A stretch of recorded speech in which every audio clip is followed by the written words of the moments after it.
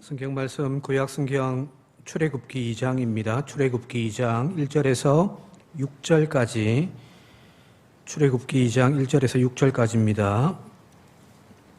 레위 가족 중 한 사람이 가서 레위 여자에게 장가들어 그 여자가 임신하여 아들을 낳으니 그가 잘생긴 것을 보고 석 달 동안 그를 숨겼으나 더 숨길 수 없게 되매 그를 위하여 갈대 상자를 가져다가 역청과 나무진을 칠하고 아기를 거기 담아 나일 강가 갈대 사이에 두고 그의 누이가 어떻게 되는지를 알려고 멀리 섰더니 바로의 딸이 목욕하러 나일 강으로 내려오고 시녀들은 나일 강가를 거닐 때에 그가 갈대 사이의 상자를 보고 시녀를 보내어 가져다가 열고 그 아기를 보니 아기가 우는지라 그가 그를 불쌍히 여겨 이르되 이는 히브리 사람의 아기로다. 아멘. 오늘이 5월 이제 마지막 주일입니다. 우리 가정이 하나님의 은혜와 축복으로 날마다 보호받고 세워져가는 은혜가 있기를 바랍니다. 부모로서 자녀를 향한 내리사랑을 다 쏟는다고 우리는 말을 하지만 사실은 우리가 어찌할 수 없는 일들이 많다는 사실에 우리는 항상 그 자녀들에게 항상 미안한 마음을 가지잖아요. 딸을 처음 키울 때에 하루 종일 눈과 귀가 아이를 향하여 있었습니다. 거의 100% 가까울 정도로 부모의 돌봄과 사랑 속에서 아이들은 자라가잖아요. 그러다가 처음 부모의 품을 떠나서 유치원에 갔을 때 집에 돌아올 때까지 하루 종일 조마조마한 마음으로 염려하며 시간을 보냈던 기억이 있습니다. 그렇게 조금씩 자라가면서 스스로 두 발로 걷기 시작하면서 점점 부모의 영역이 줄어들고 독립해 가는 아이를 바라보면서 느꼈던 생각 하나가 부모로서 내가 해줄 수 있는 것들이 이제 하나씩 줄어가고 있구나는 사실을 깨닫게 되었습니다. 바로 그때부터 늘어났던 것이 하나 있습니다. 그것은 바로 자녀를 향한 하나님의 전적인 도우심과 은혜를 간구하는 기도였습니다. 내 품 안에 있을 때 내가 해줄 수 있는 것들이 있을 때는 몰랐는데 내 눈에 보이지 않고 내가 해줄 수 없는 영역들 어찌할 수 없잖아요. 그 속에서 하나님이여 함께하여 주옵소서 오늘도 동행하시고 지켜주십시오. 그런 기도를 늘 했었습니다. 내가 할 수 없는 영역들이 늘어나면서 그 빈자리에 하나님의 돌보심과 하나님의 동행하심을 간구하는 기도가 늘 수밖에 없는 것이 부모들 아니겠습니까? 여기 저 같은 경우에 아직 그 자녀가 부모 품 안에 머물러 있지만 여기 계신 대부분의 아마 어르신들은 그 자녀들이 오래전에 독립했거나 이미 어른이 되어서 자기의 삶을 살고 있는 그런 가족들이 많을 겁니다. 그렇다고 해서 그 자녀들을 위한 기도가 멈추었거나 줄어들었다라고 이야기할 수 없잖아요. 그죠? 우리가 이 땅에서 생명이 유지되는 한 마지막 그 호흡이 있는 순간까지 자녀를 위하여 기도를 멈추지 않고 계속할 줄 믿습니다. 부모로서 해줄 수 있는 것이 어쩌면 그것밖에 없기 때문이기도 하겠지만은 그러나 달리 생각하면 그것만큼 강력하고 그것만큼 확실한 것이 없기 때문에 오늘도 우리는 그 자녀들을 위하여 날마다 기도하실 줄 믿습니다. 또 기도해야 되는 거죠. 요즘에 제가 자주 듣는 찬양이 하나 있습니다. 하도 세상 노래를 많이 소개를 해가지고 오늘은 작정하고 이제 찬양을 좀 소개하려고 합니다. 영상이 있는데요. 좀 짧습니다. 같이 한번 좀 보도록 할게요. 작은 갈대 상자 물이 새지 않도록 역청과 나무진을 칠하네. 어떤 마음이었을까 그녀의 두 눈엔 눈물이 흐르고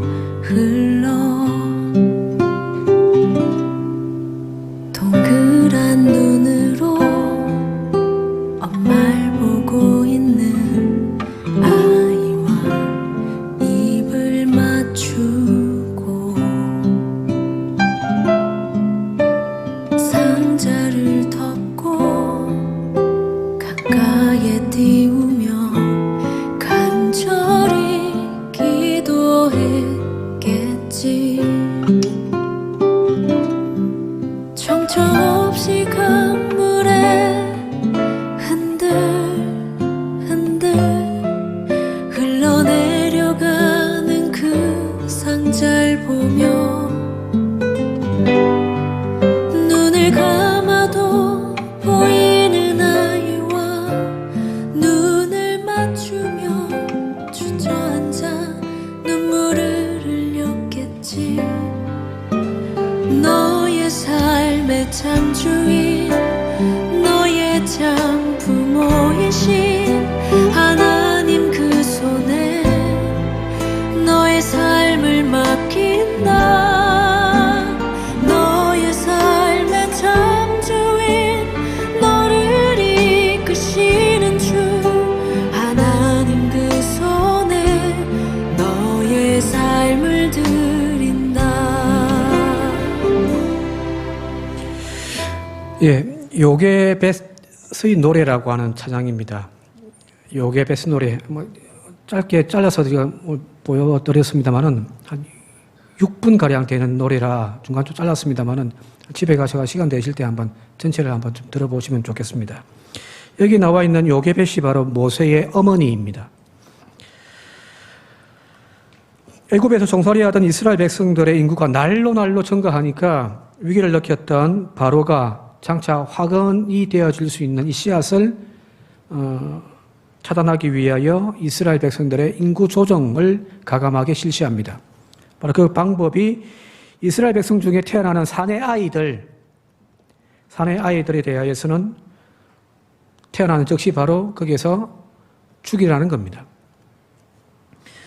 자, 그러나 유대의 산파들은 몰래 이 사내 아이들을 죽지 않도록 살려두게 되어집니다. 그래서 바로가 선택한 방법은 더 과감하고 과격한 결정을 내리게 되어집니다. 출애굽기 1장 22절 말씀입니다. 같이 한번 읽어볼게요. 1장 22절 시작. 그러므로 바로가 그의 모든 백성에게 명령하여 이르되 아들이 태어나거든 너희는 그를 나일강에 던지고 딸이거든 살려두라 하였더라. 그냥 산파들에게만 맡겨놓으니 안 되겠더라는 거예요. 이제 법령으로 더욱더 가격하게 모든 사내 아이들은 다 나일강에 던져 넣으라는 겁니다. 애굽에서 종살이하는 모든 이스라엘 남자아이들의 운명이 이제 태어남과 동시에 나일강에 던져져 죽임을 당할 그런 지금 운명에 처해져 있습니다. 바로 이 상황에서 오늘 성경 본문 말씀을 시작하는 거예요. 1절과 2절 보면 레위 가족 중 한 사람이 가서 레위 여자에게 장가를 들어 그 여자가 임신하여 아들을 낳으니 그가 잘생긴 것을 보고 석 달 동안 그를 숨겼다라고 되어져 있습니다. 세상에 어떤 부모가 국가의 정책이라고 이야기를 하고 왕의 명령이라고 하더라도 자식을 낳자마자 그 아이를 강물에 빠뜨려 죽일 그런 용기를 가지고 있는 부모가 세상에 어디 있겠습니까? 여러분들에게 물어볼게요. 지금 국가 정책이 한 놈만 키워야 된다 라고 결정하고 두 번째 아이부터는 죽여야 된다라고 이야기를 한다면 여러분들 그 두 번째 아이를 그냥 죽이시겠습니까? 설령 왕의 명령에 복종하여 강물에 던져 사지를 내몬다고 할지라도, 그죠? 어쩔 수 없는 현실이라 할지라도 아이에게 젖 한 번 먹이고 싶은 것이 그게 부모의 마음 아닌가요? 그것이 인간으로서 느끼는 인지상정이라는 겁니다. 지금 요게벳이 아마도 그런 마음을 지금 품고 있는 거죠. 오늘은 내 품 안에서 젖을 먹이고 채우고 내일 떠나보내어야지. 그런 마음 아니었겠습니까? 그런 다짐들이 하루 이틀 지나면서 어느새 석 달이라고 하는 시간이 훅 지나가 버린 거예요. 아마 이 두 부모가 이 아이를 영원히 품고서 내가 키우겠다라고 하는 마음을 가진 것은 아닌 듯해요. 왜 그러냐면 이 아이의 이름이 여러분 누군지 아시죠? 이 아이 이름이 뭐예요? 모세죠, 그죠? 근데 이 모세라는 이름을 누가 지어줬죠? 부모가요? 아니에요. 나중에 그 강가에 떠 있는 상자에서 아기를 발견한 바로의 딸이 그 강에서 건져내었다라고 해서 모세라고 하는 이름을 지어줬잖아요, 이거죠. 자, 그렇다면 부모가 아이를 품고 젖을 먹이며 지내던 그 석 달 동안은 이 아이에게는 이름이 있었다, 없었다? 없었다는 겁니다. 내일이면 생을 마감하게 될지도 모르는 이 아이에게 굳이 이름을 붙여줄 필요도 없었던 거죠. 자, 그러나 이 부모로서 이 아이를 그냥 보낼 수 없어서 오늘도 또 품고 또 하루를 또 넘겨버린 거예요. 그게 석 달이라는 시간이 지금 흘러가 버린 겁니다. 그 어머니가 아무리 이 아들을 최선을 다하여 돌보고 사랑과 희생으로 보살폈다 하더라도 더 이상 품을 수 없는 한계에 봉착한 것이 바로 석 달 뒤더라는 겁니다. 더 이상은 이제 숨길 수가 없습니다. 자칫 들통이라도 나면은 자신들의 목숨뿐만 아니라 지금 자기가 키우고 있는 두 아이, 모세의 형과 그의 누이, 이 아이들조차도 위태롭다라고 하는 그런 상황에 지금 와 있는 거죠. 인간이 할 수 있는 가장 위대한 사랑이 모정이라고 우리는 이야기할진데 그 사랑으로도 어찌할 수 없는 한계가 인간에게는 분명히 있더라는 거예요. 그게 인간이잖아요. 그죠? 이제는 더 이상 숨길 수도 없고 품고 있을 수도 없어서 이제 이 아이를 그 운명대로 나일강에 던져야만 합니다. 오늘 들었던 찬양이 바로 그 이제부터 시작되어지는 이야기들이죠. 그죠? 3절 말씀 같이 한번 읽어볼게요. 3절 말씀입니다. 시작. 더 숨길 수 없게 되매 그를 위하여 갈대 상자를 가져다가 역청과 나무진을 칠하고 아기를 거기 담아 나일 강가 갈대 사이에 두었더라. 손수로 아이를 그냥 그 강물에 던져 빠뜨릴 수는 없잖아요. 그죠? 예? 부모인 이유 때문에. 그래서 갈대 상자를 하나 짜서 거기에 또 물이 새지 않도록 끝에 역청과 나무진을 발라가지고 나일 강가에 띄워놓습니다.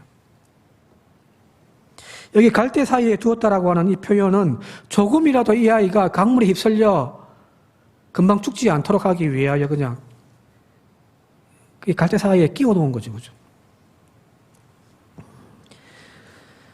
자, 그런 간절한 마음으로 지금 이 요게벳은 기도했을 거란 말이에요. 그 기도의 내용이 앞서 찬송에 나왔던 가사 중에 이렇게 되어 있습니다. 너의 삶의 참 주인, 너의 참 부모이신 하나님 그 손에 너의 삶을 맡긴다. 너의 삶의 참 주인, 너를 이끄시는 주 하나님 그 손에 너의 삶을 드린다. 그가 널 구원하시리, 그가 널 이끄시리라, 그가 널 사용하시리, 그가 너를 인도하시리. 눈물을 흘리면서 아마 아이를 강가에 띄워보내며 이렇게 기도하지 않았을까라는 겁니다. 물론 성경에는 없는 이야기지만. 저도 이 찬양 들을 때마다 막 이 여인만 눈물 흘린 것이 아니라 저도 가끔씩 눈물을 흘립니다. 왜? 부모이기 때문입니다. 어떤 분이 이 찬양을 듣고서 자기가 느끼는 감정을 글로 올린 것이 있었는데 잠시 제가 좀 읽어드릴게요. 가사를 들으면 우리 딸은 실제로도 워킹맘인 나의 손보다는 돌봄 선생님의 손에, 할머니의 손에, 어린이집 선생님의 손에서 자라고 있다고 나는 생각하고 있다. 나의 딸도 결국엔 참 주인이신, 참 부모이신 하나님의 손에 맡겨져 그 아이의 삶도 펼쳐지겠구나.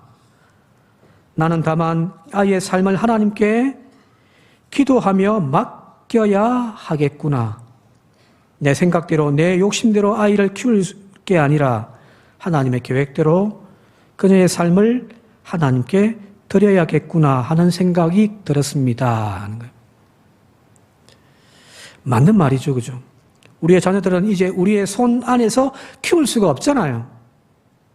물리적으로든 심리적으로든 어떤 상황 속에서도 더 이상 내 품에 품을 수 없는 존재들이 되어져 버렸습니다. 그 자녀들이 다 자랐기 때문이기도 하겠지만 이제는 내가 그들에게 모든 것을 다 제공해주고 채워줄 수 없는 한계에 봉착해 있는 존재이기 때문입니다. 그래서 우리는 세상이라고 하는 강에 이미 그 자녀들을 띄워보냈잖아요. 그러나 우리는 그 기도가 멈추지 않고 있는 줄 압니다. 하나님, 세상 가운데 우리 자녀들 띄워보냈지만 하나님이여, 하나님의 손으로 그들을 붙드시고 구원하시고 사용해 주십시오. 오늘 우리의 이 기도가 더 깊어지길 바라고 더욱더 간절해질 수 있는 저와 여러분들 되시길 바랍니다. 시편 37편 이런 고백합니다. 여호와께서 사람의 걸음을 정하시고 그의 길을 기뻐하시나니 그는 넘어지나 아주 넘어지지 아니함은 여호와께서 그의 손으로 붙드심이로다. 내가 어려서부터 늙기까지 의인이 버림을 당하거나 그의 자손이 걸식함을 보지 못하였도다. 그는 종일토록 은혜를 베풀고 구워주니 그의 자손이 복을 받는도다. 하나님의 손에 맡겨진 우리의 인생이 바로 이런 인생이 되어질 줄 믿습니다. 그런 우리의 믿음을 통하여 우리의 자녀들이 그런 복을 받게 되어지도록 다시 한 번 더 주님께 기도하고 믿음으로 일어서는 저와 여러분들이 되시길 바랍니다. 인간의 한계를 깨달을 때 우리에게 필요한 지혜가 있다면 바로 그것을 하나님 품에 내어 맡기는 믿음인 거죠. 품을 수도 없는 것을 오래 품고 있는 것처럼 어리석은 것도 없습니다. 그죠? 우리의 최선이 오히려 최악이 되어질 수도 있더라는 이야기예요. 그러나 우리의 연약함을 깨닫고 그것을 전적인 하나님의 손에 내어 맡기는 그 믿음으로 우리 스스로를 포기할 줄 안다면 바로 그 문제들이 우리의 가정이 우리의 자녀가 가장 최고의 것을 만들어내시는 하나님의 기적을 경험하게 되어질 줄 믿습니다. 오늘 모세 이야기를 통하여 바로 그런 믿음을 경험하는 저와 여러분들 되시길 바랍니다. 자, 두 번째, 오늘 본문 말씀에서 우리가 또 깊이 좀 살펴봐야 할 것 중에 하나가 바로 뭐냐면은 지금 이 모세가 던져졌다가 건져냄 받은 그 강의 이름이 뭐죠? 나일강이죠. 그죠? 애굽의 가장 생명 젖줄이라고 이야기하는 그 나일강입니다. 여기 이 나일강은 애굽인들에게는 생명의 젖줄입니다. 그리고 반복되어지는 홍수를 통해서 땅을 비옥하게 만들어 풍요를 가져다 주는 그런 생명의 강입니다. 자, 그런데 이 나일강을 지키고 상징하는 여신이 있습니다. 바로 이 나일강의 여신의 이름이 바로 아누케트라고 하는 여신입니다. 이 아누케트라고 하는 여신이 바로 이 나일강에 풍요로운 영양을 공급하는 나일강을 의인화한 그런 여신입니다. 나일강을 지키는 생명의 젖줄, 이게 아누케트란 말이에요. 근데 이 아누케트에게 또 한 가지가 있는데 그게 뭐냐면은 이 아누케트라고 하는 여신에게는 여성들의 안전한 출산을 도와주는 신으로도 숭배되어집니다. 자, 가만히 한번 생각해 보세요. 이 여성들의 출산을 돕는 여신을 상징하는 이 나일강, 그죠? 생명의 젖줄이란 말이에요, 그죠?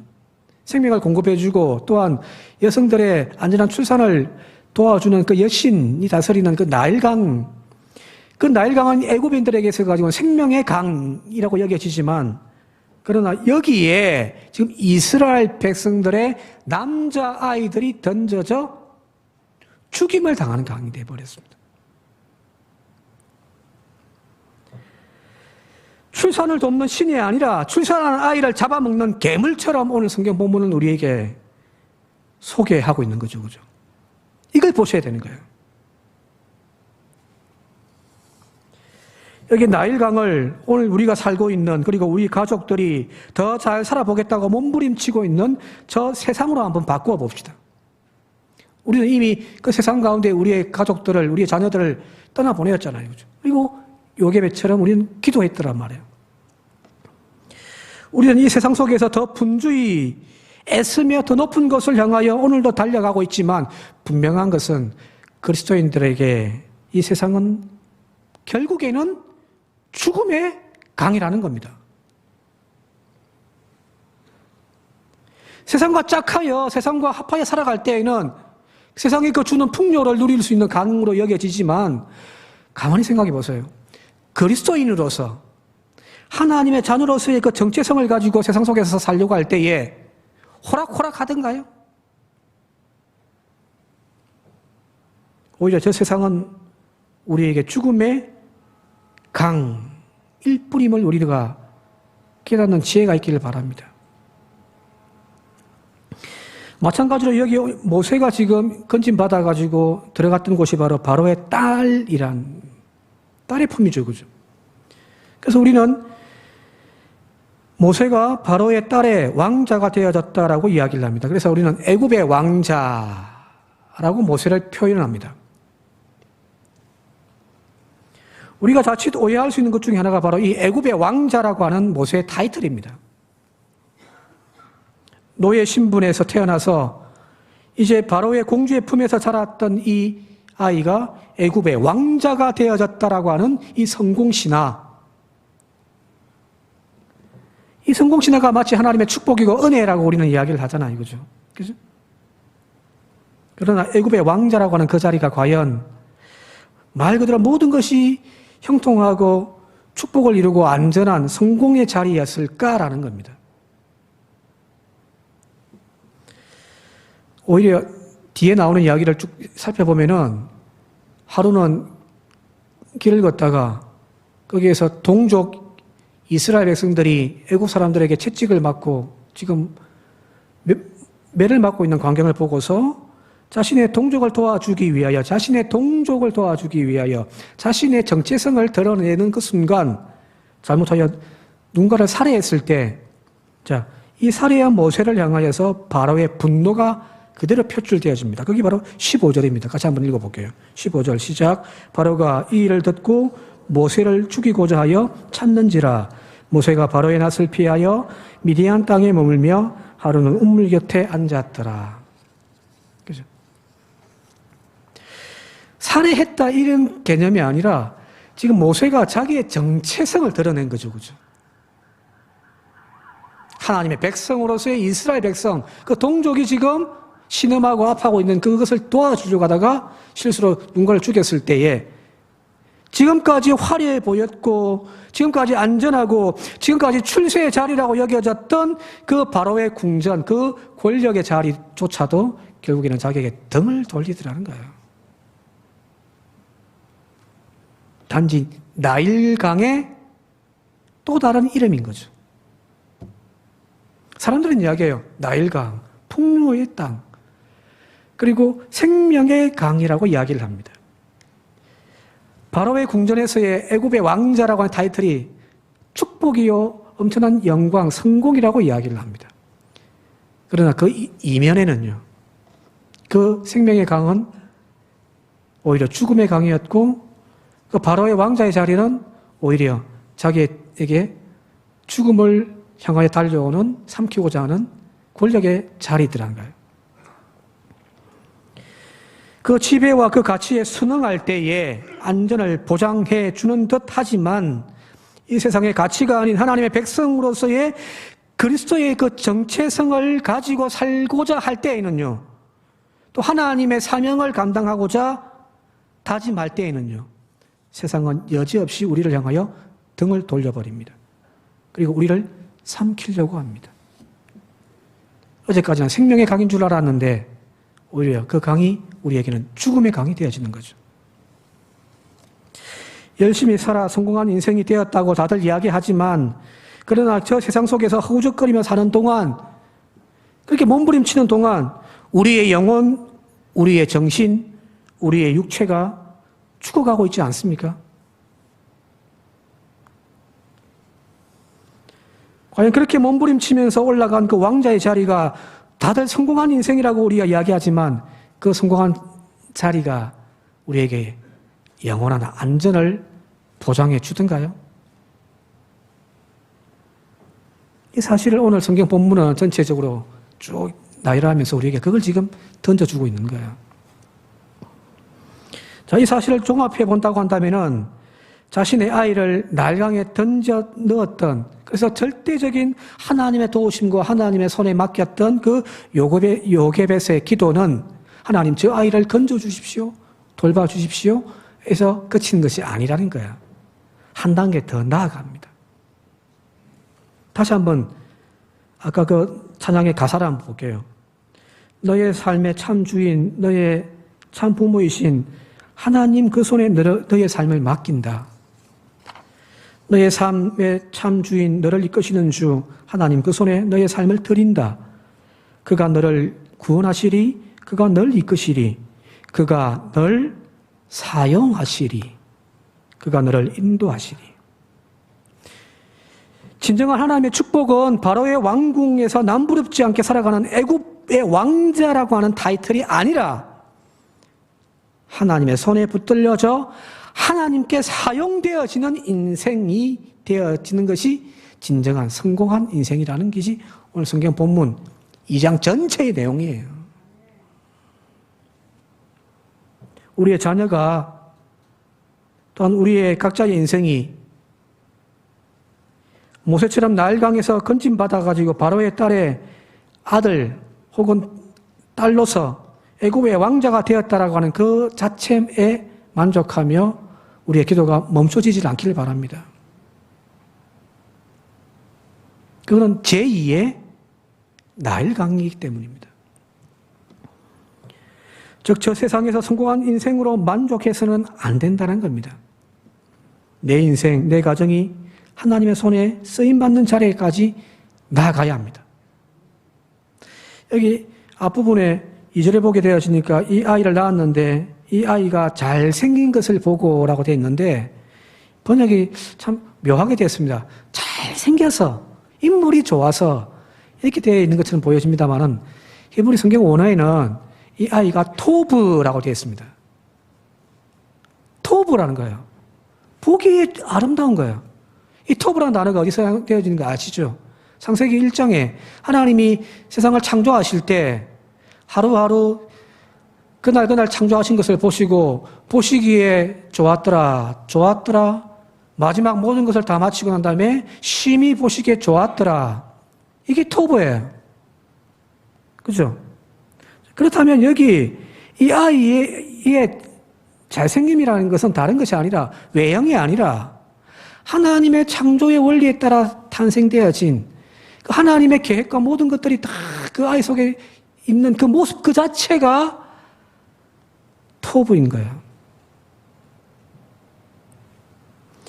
오늘 하나님은 저와 여러분들을 통하여 우리의 가정을 통하여 우리의 자녀들을 통하여 계획하시고 예정하신 모든 하나님의 계획들이 있음을 믿습니다. 그리고 우리 세상에 보내신 거 아니에요.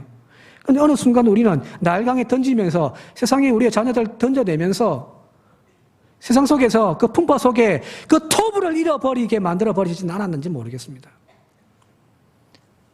하나님의 그 토부가 없는 상태에서 세상에서 출세의 자리, 애굽의 왕자의 자리가 있는 것을 보고 우리는 와 좋다고 우리는 하고 있지는 않는지.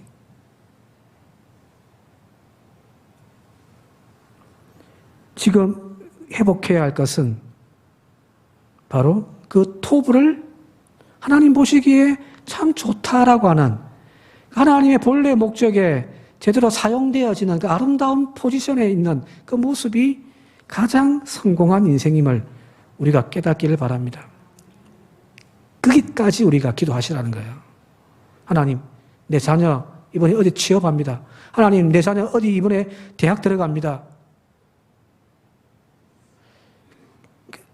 하나님, 취업하게 해주시고 대학에 입학하게 해주시고 그가 계획하는 것들이 하나님 이루어지게 해달라고 하는 기도만 멈춰버리면 우리는 애굽의 바로 왕의 자리에 아이를 내모는 것밖에 되어지지 않는 거죠.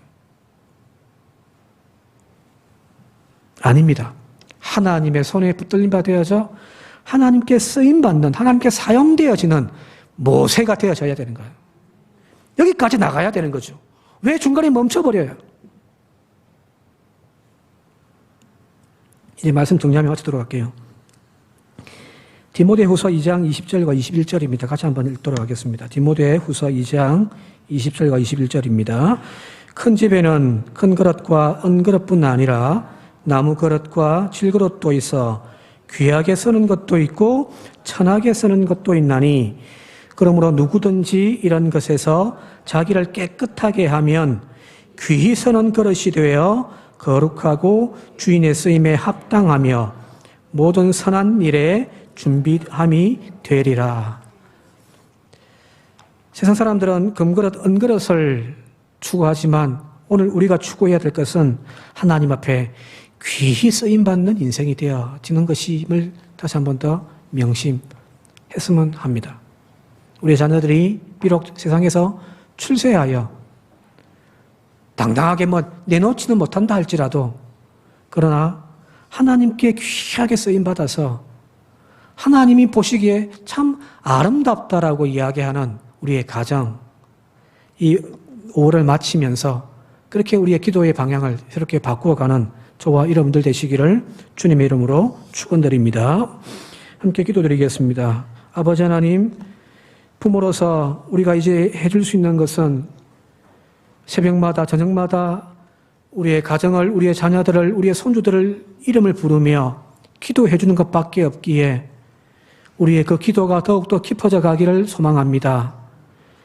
내 손에서 내 품에서 키울 때보다 하나님의 손에 내어 맡기며 하나님께서 붙들어 주실 때에 가장 아름다운 인생이 되어짐을 믿습니다. 주여, 세상 속에 띄어보낸 우리의 자녀들의 그 갈대 상자가 세상 속에서 파손되지 아니하도록 믿음으로 지켜주시고 또한 거기서 건져져 하나님의 손에 붙들림 바 되어져 귀하게 사용되어짐으로 하나님 참 어디에 내어놓아도 당당하며 성공했다라고 하는 인생이 되어지는 우리의 가정과 우리의 자녀들이 되게 축복하여 주옵소서. 예수님의 이름으로 기도드리옵나이다. 아멘.